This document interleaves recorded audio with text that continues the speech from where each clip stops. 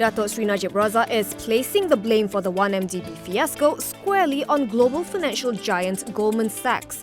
The ex-PM said in an interview with Sina Harian today that his administration had been cheated by fugitive businessman Low Jho, as he was completely in the dark over the alleged siphoning of funds from 1MDB.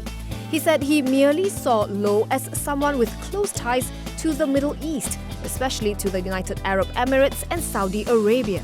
The Pekan MP stressed that he absolutely did not know about what Low had done and pointed the finger at Goldman Sachs for not alerting him that something was not right. Najib said the bank's responsibility was to safeguard Malaysia's interests and that if they failed to do so, he asked, "How should I know?" On whether the scandal was the main reason for BN's fall in GE14, he says while it was a cause, other factors such as the sweet promises made by Pakatan Harapan also caused the swing in rural areas.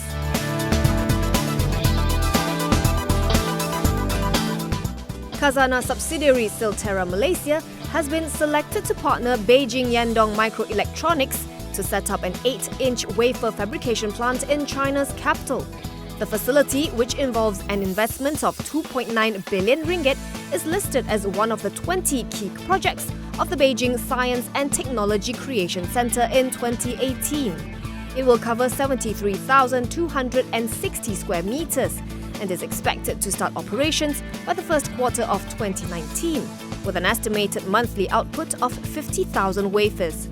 Silterra CEO Firdaus Abdullah says almost all of the key staff who will be working at the new plant will go through 3 months of intensive training at Silterra's Kulim plant.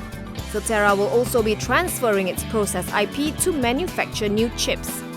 Firdaus says the partnership will open up new opportunities for the company to play a more active role in the emerging China market for advanced microelectronics.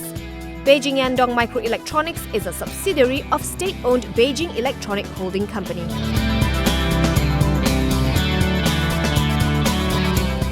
Firefly has confirmed that it is suspending all flights to Singapore effective December 1st, the day it was scheduled to transfer its turboprop operations from Changi to Seletar Airport. The suspension will be in place until the relevant authorities clear all regulatory matters in relation to the plan. It has not been provided any definitive timeline for the delay. In the meantime, the Malaysia Airlines subsidiary says it is making arrangements for all affected passengers. Firefly CEO Ignatius Ong told the Malaysian Insight that up to 13,000 passengers will be affected by the development. He also said that Firefly doesn't have a plan B and that the carrier had requested permission to continue operating out of Changi for the time being. However, the landing slots at Changi were no longer available as they had been given to another airline.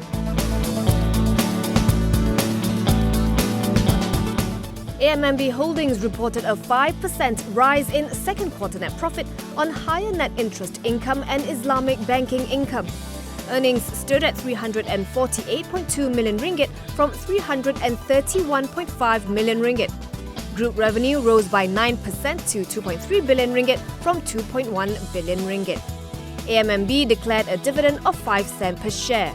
For the cumulative 6 months ended September 30th, 2018, net profit climbed 5.5% to 695.8 million ringgit from 659.7 million ringgit on the back of some 4.5 billion in revenue.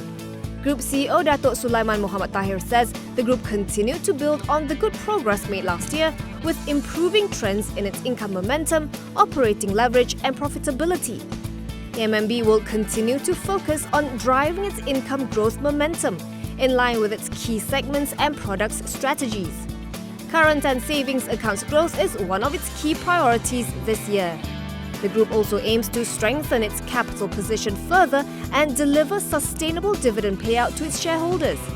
To achieve this, it's driving initiatives to improve its capital efficiency and return on risk-weighted assets.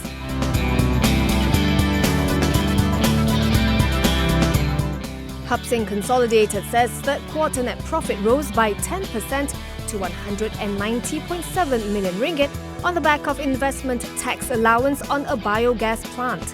Top line grew 26% to 1.76 billion ringgit as it recorded higher income from all divisions, save plantation and building materials.